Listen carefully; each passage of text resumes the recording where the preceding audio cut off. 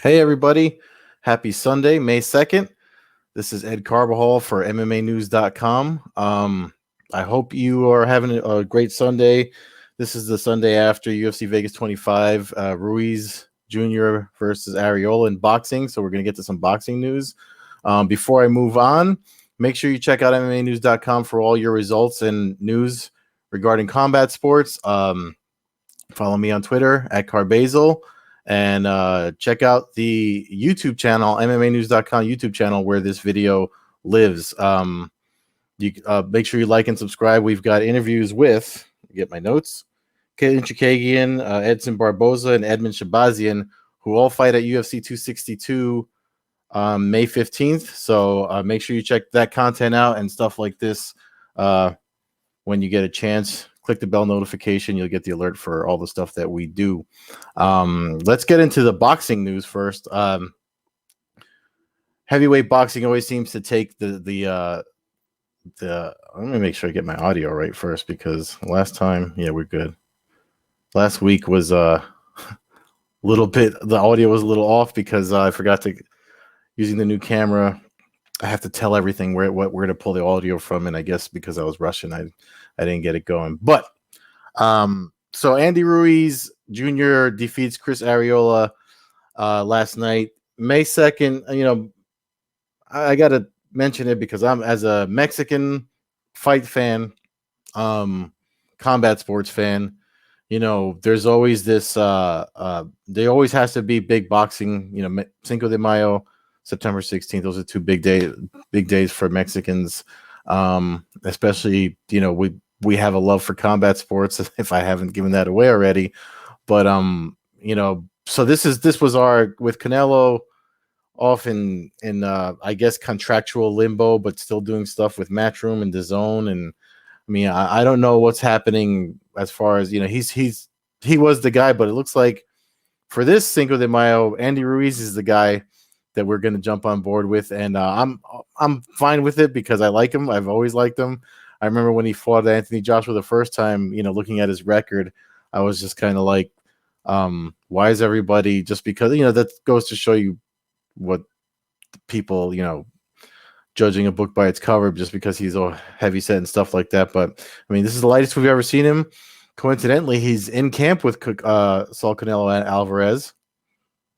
And it looks like it paid off because he picked up a unanimous decision victory over Chris Arreola last night. One thing, let me just check my notes here. There was a right hand that landed on Ruiz. Which round was this? It was early, but Ruiz was able to recover. It was in the second round. So I'm not sure if that was because of time away or changing camps to training with Reynoso and Canelo and all them. It certainly showed in his physique. The fact that it went to a decision, because I mean, he's got a lot of knockouts in his record. I'm wondering if Ruiz is 34-2 now. He's got 22 KOs to his record. One of the things folks were questioning before the fight happened was whether or not him cutting the weight would have an effect on his power. I mean, he picked up a decision win, so maybe that question mark is still there. But I wonder if with the win that now, it seems like now for heavyweight boxing, which everybody, I mean, whether you're a casual boxing fan or what have you, everybody tends to focus on because boxing, just because, I mean, the baddest man on the planet definitely goes to the heavyweight champion in mixed martial arts, UFC usually. But you know, because of the seniority boxing has, it's just hard not to want to pay attention to heavyweight boxing when you see the best at the levels in heavyweight boxing.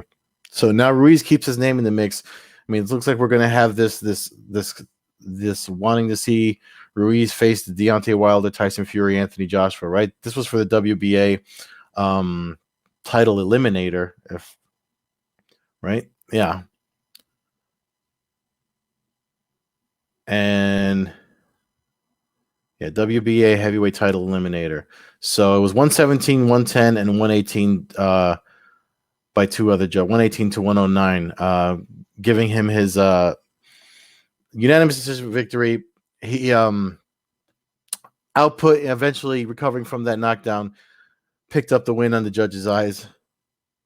But I feel like now we have this thing where we want to see, and they put up a funny meme. I think PBC on Fox put up a funny meme this morning or after the fight last night, where you have it's these four guys, Ruiz Jr., Fury, Joshua, and even though Wilder lost the last thing, because that was a really nice back and forth with their two matches between Tyson Fury and Deontay Wilder, but he's still somebody that folks have to kind of not forget about, because he could always come back just like any of these guys. So Ruiz keeps his name in that conversation, and of course it's great for folks like myself. We all get me and my fellow Mexicanos, we all get excited for stuff like that. So I was happy to see him win, and I always like seeing a guy like that, as somebody that's, as a Mexican that's trying to watch his own weight still deliver, but he was a heavy favorite last night too. I think it was plus 330 something to win by decision. That was the best odds to pick for if you were a betting person for the PBC event last night for boxing. And I know there's a lot of stuff to get to, just FYI, because we had one on TNT's final April event Wednesday night. Thursday night was the PFL's second event, which had Rory McDonald make his PFL debut. I wanted to bring up the full results of them, but we'll do. We should. I mean, last night's UFC card, there were some great fights on there. Folks like to. The thing is, following UFC 261, it's hard to follow something that good and then try to keep up that pace. But there was some great fights on the UFC last night's UFC card when they returned to the Vegas. But really quick, the Antonio from PFL, Antonio Carlos Jr. picked up his 6 points with a submission first round. I'm trying to think what other fights stood out outside of the main event with Roy and Ray Cooper. So we're going to see Ray Cooper III and Roy McDonald eventually face off in the PFL. McDonald said that when they asked him, Ray Cooper was pretty adamant. I covered that season on site a lot because they did a lot of stuff here in the Northeast, 2019 PFL season. And when it closed out, at the end of that, 2020 was supposed to be a season where we saw what's happening now. But when Ray Cooper picked up the 2019 title, he was pretty adamant about wanting to face Roy McDonald. He got a first round submission and his 6 points to advance in the welterweight standings against Jason Panay. Arm triangle choke with a nasty takedown. If you haven't seen it, I highly suggest. I mean, if you haven't gotten down with the PFL yet, you really need to. I mean, even last night's UFC event is another reminder of how you kind of really need to start paying attention to the sport as a whole and not following a promotion because of whatever the hell reason it is. Maybe it's probably a generational thing. I don't know. I don't get this thing about like Bellator and PFL sucking or whatever, and then people jumping on. I mean, where do you think these fighters come from? I mean, Chandler came from Bellator, and he's fighting for the title at UFC. 262, right? Is it that the one he's fighting for? I got all these fight bookings mixed up in my head. But anyway, it was Roy McDonald picked up his 6 points against Curtis Millender. That was a last minute replacement. I know it's been addressed on the MMAnews.com website.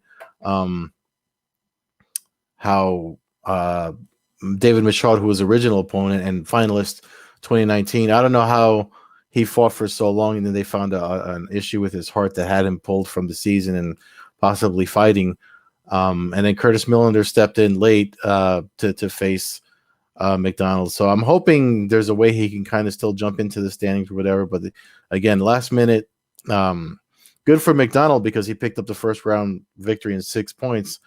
But again, now you have to be in their standings. You have to be the top four when their season ends before the actual everyone gets eliminated and people start making their way for the title. So definitely worth watching. And again, Antonio Carlos Jr. against Tom Lawler. Tom Lawler is a fun guy to watch, especially for the weigh-ins. But I mean, he got submitted by Antonio Carlos Jr., who's also another one from the UFC. And I believe their next event, this coming Thursday, will have Fabricio Werdum make, because it's going to be the heavyweights and the ladies lightweight division. So make sure you're checking that out if you're not. So moving on, that was Thursday. Well, I have some deep thoughts about the one on TNT. I feel like they need consistency for us to really jump on board with what they're putting out. I know they want to make a United States debut, or get more US fans on board. And so they featured at the beginning of the month, they had Alvarez fight, and he picked up that poor disqualification that got overturned. And then they have him come and fight this fight. But they with their global, the new fans have to get used to. The only way you're going to get new fans used to what you're putting out is if you keep consistently putting on events. So they did this thing in April, and they had Eddie Alvarez twice. So he fought twice in a month. The first one was the fluke with the disqualification, and then he fought this fight on. Let's bring up the results. As a matter of fact, since we're talking about it, I have a clip ready to go too from the. Let me stop that. I just want to, because now I really want to focus on this this fight with that Eddie Alvarez lost to Arreola.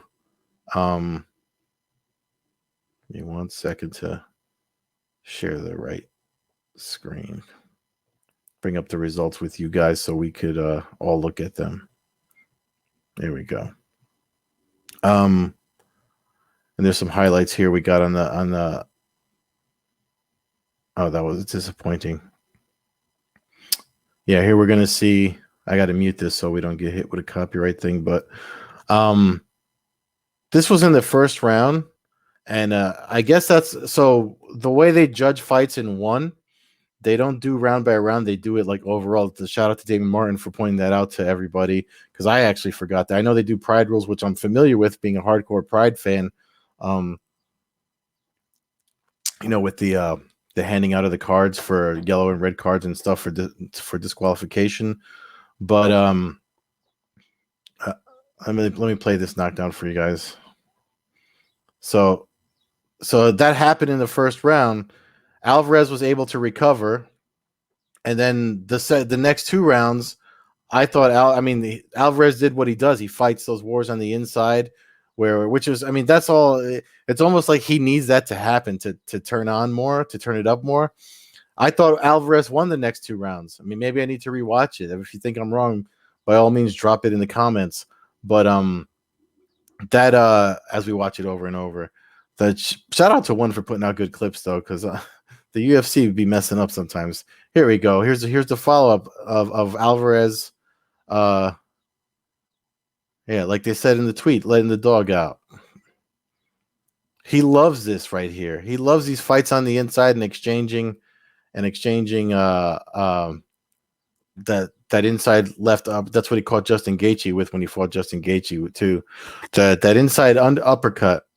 But there was a lot of that, and then he imposed his wrestling in the next two rounds. I didn't agree with the decision. They gave him the victory. It was a war. This was pretty much, you're looking at the end of round 3. So I know he had him pushed back, but Alvarez kept pressing forward, and I don't know. I just disagreed with it. But they judged the fight as a whole, not round by round. So we got Arreola as the winner there. So the whole reason and there's a lot of other stuff. This fight here, this was a middleweight. They do kilograms and stuff. What do they call this? Do we have it on here? No.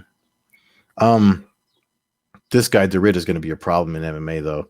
He took that title from a lot of he showcased a lot. He's trying to be a 3 division champion. So I mean, if you're a real hardcore fan, I mean, so the whole point I'm getting to about one is that they need to keep us interested. You got to keep putting on shows. I mean, if you got to do the Wednesday night at 10 o'clock and lock us in, I mean, following AEW seems to have been working for them. But I just feel like you got to show us some more for us to get, to stay locked in and understand the global rule sets and the cards and the way that you guys judge. You know what I mean? If you do this and then go away and can try to do it again in September, it's like starting over again. Even with the disqualification and then having it overturned, it almost seems like they're trying to throw some shade at the way MMA is done here versus the way they're doing it. I don't know if that's Chatri's intention. I'd like to talk to him about it. I do get access to their Zoom and stuff like that, but the time difference of my time difference and where they're at and doing stuff in Singapore. Again, I know I wrote about it at another outlet how before the pandemic and at the end of 2019, they were looking to come here and looking to come to New York. So I hope they still are able to do it if things improve with the whole COVID-19 situation. But their belts are beautiful. One championship titles, I in my opinion, are the best looking belts in mixed martial arts. No offense to anybody else out there. And I mean, there's so much to get to that happened. Late. If you have Univision, Combate Global, formerly Combate Americas, that they're holding events. There's an all women's card. I don't know if I recorded it. I have to watch. I still have to catch up on that one. I literally just got caught up on UFC Vegas 25 just before I started recording this because with the Kentucky Derby and everything, there's a lot of sports this weekend, lots to get to. So, speaking of the UFC Vegas, we might as well get to that because there was a couple of, first of all, there's a couple of really great fights. And I had queued up for you. I want to show you there was only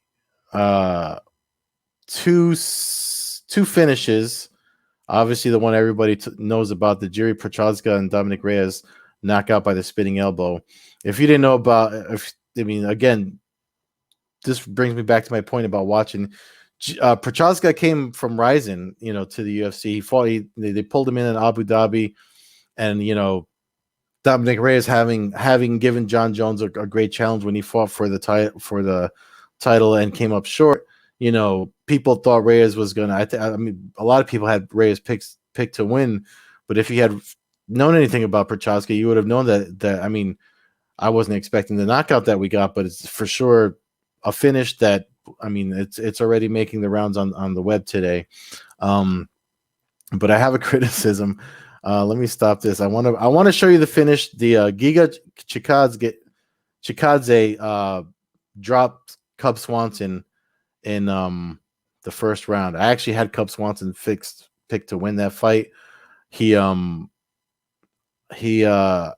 seems to keep getting these matches where I don't want to say they're making him a gatekeeper, but they definitely, it's almost like they want him, the UFC wants him to lose.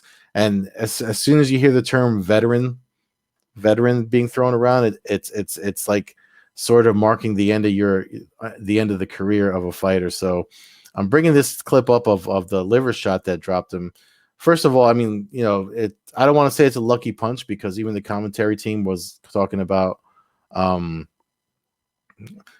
liver shots are so painful. I've been hit with my share from my karate days, not from a round kick like that. Usually it was off of a round kick that I brushed aside and then they brought back the heel into my liver. But this one, if you watch this one, you can see he makes it just underneath Cubs guard right there, drops him, and Cubs being the fighter that is, you could tell he tried, but that pain, it's temporary.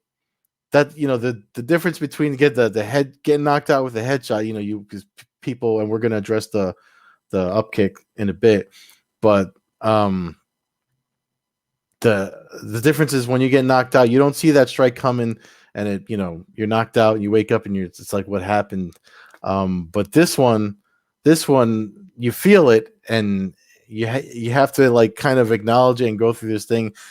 No matter how hard you try to fight it, Cub tried to fight it. I had Cub Swanson winning by knockout. I guess I underestimated Chikaze. Shout out to Chikaze for setting up the liver kick. You see, it does it there with a left high kick. He throws a left straight, and a high kick. He gets Cub thinking up high, and then he drops, comes low, right to the body, to the soft tissue. Great, it's a great finish. So, um, we don't have that on the website, not on the results page anyway. But I thought that was worth mentioning. One thing, one criticism I have about ESPN though, is that they don't show. This is the shot, by the way. They don't. Well, they have a shot of the elbow finish, a picture of it, but then the highlight. It's not really ESPN, it's the UFC. They always show like the aftermath and the guy celebrating for the main event victory. They don't show the setup. So this is the elbow. This is the elbow that finished Reyes. And then the highlight reel that's online. I have to try to find footage that we can use without getting hit with copyright strikes and stuff like that.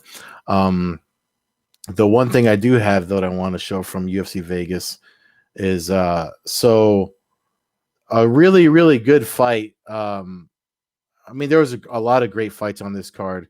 Before I show you, we get into the disqualification, the up kick, Luana Pinheiro and Randa Marcos. And they gave fight of the night to the main event, which I always find it weird when you. I mean, of course, yeah, it's up to whomever's making the decisions over there at the UFC. But to me, fight of the night should be something more along the lines of a fight that goes the distance, and it's hard to pick. So, to my opinion, TJ Brown versus Kai Kamaka was featherweight fight. That was fight of the night to me because it was a split decision. And if you haven't watched it, I literally just watched it before I started recording. Like I said, I was catching up. I'm still playing catch up, and I still have to watch the Combate event. But that to me was fight of the night. So I will, after that, watching that, I'm a fan of both Brown and Kamaka. Probably pick them, whoever they fight again. I will probably pick them both to win their fights in their next matchups. They're going to need some time off after that one, from everything, submission attempts, ground takedowns, ground and pound, stuff that happened standing. That was a really good fight. So shout out to them too. I hope they got something thrown their way as far as bonuses and stuff. I haven't checked I know we probably have it up at MMAnews.com, all the win bonuses and stuff like that. But fight of the night, definitely deserving for those two men. Unless I'm mistaken, performance of the night. I didn't see all the of the night awards that the UFC handed out. I could have swore I saw Prochaska Reyes get fight of the night. It might have been performance of the night. So check our website to make sure, see if I'm right or wrong about that. All right, so let's get into from the prelims, Luana. So Luana Pinheiro officially defeats Randa Marcos by disqualification, but she was winning that fight. If that up kick didn't happen, she was winning that fight. If you want to see a great display of judo and MMA, rewatch this round with Pinheiro and Marcos, because I was dialed in.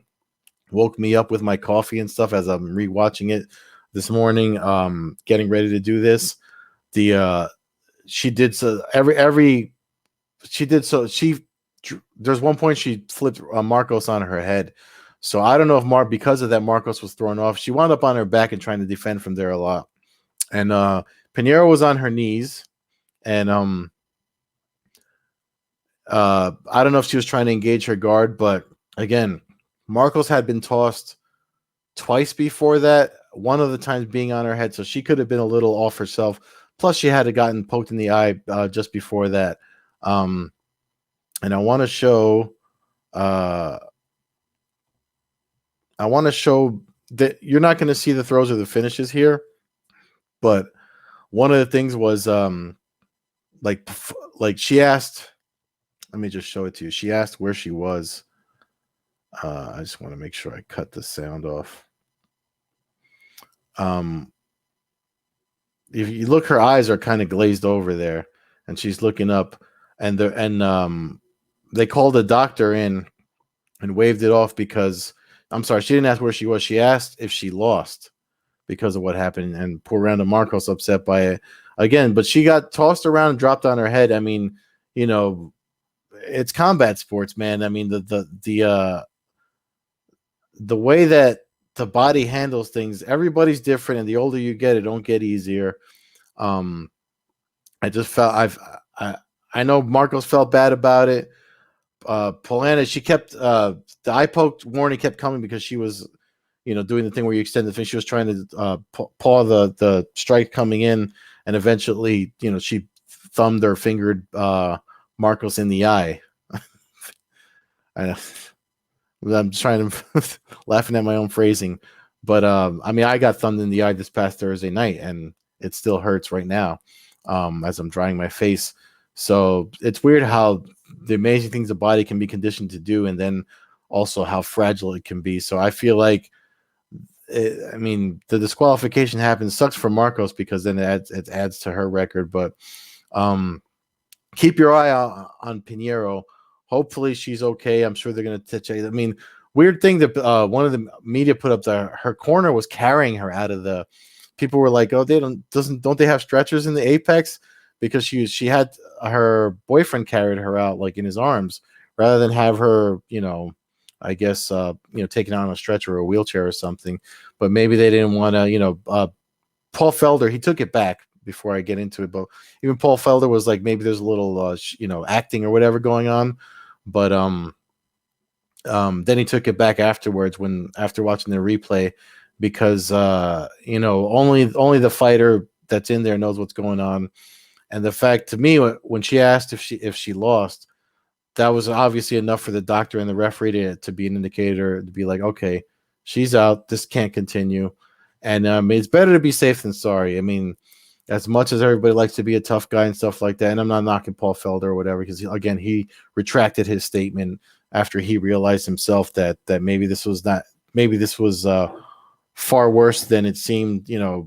It's easy to sit home or sit cage side and pass judgment on something when you're not the one feeling it or going to it, and he as a fighter knows that too. So that was a great fight up until that happened, though. So I would definitely keep an eye on her.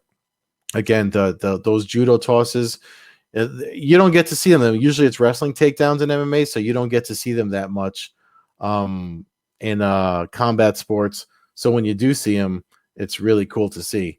So I was super impressed with her up until that happened. And for light heavyweight, man, I don't mind if Jiri Prochazka gets a title shot. I mean, the dude's putting people away with finishes like that. It's hard not to want to keep following someone's career like that. Oddly enough, I think it was Volkan Ozdemir, right? That's who he fought that knocked out. I'd have to look up his record, but that was somebody that skyrocketed to quickly in his first year in the UFC. I remember writing an article on him over at SureDog about how fast he climbed up, and now, so sometimes you have to worry if it's too much too fast, and then when they get to the champions and either something will happen. But with light heavyweights, it's super interesting because of the whole John Jones situation. With him possibly going to heavyweight or fighting Ngannou. So it certainly makes for some nice, interesting movement in the UFC. But it's Wednesday, Thursday. So we had Wednesday, Thursday. If you watch regional stuff, there's a lot of stuff going on Fight Pass Friday night with CES and LFA. But I mean, sports are definitely back. And as far as the fight game goes, I mean, there's a lot to watch out there. Try to stay tuned. MMAnews.com. We'll try to keep you informed as much as we can. Thank you again for watching. We'll have more for you next week. Make sure you click the bell notification, like and subscribe to the MMAnews.com YouTube channel where this video lives. Check out MMAnews.com for all your results and news. I have to do some write-ups for the boxing that I just talked about. And again, there'll be some transcripted interviews, Edson Barboza, for all the stuff coming for UFC 262. So make sure you're checking out MMAnews.com if you're not.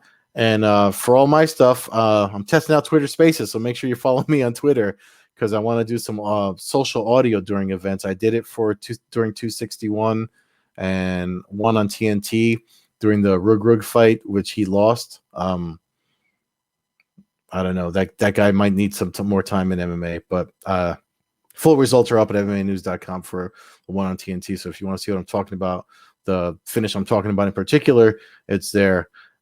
Enjoy your Sunday. Happy Cinco de Mayo. Be safe out there. We'll see you next week. I'm tapping out. That's this Sunday's submission.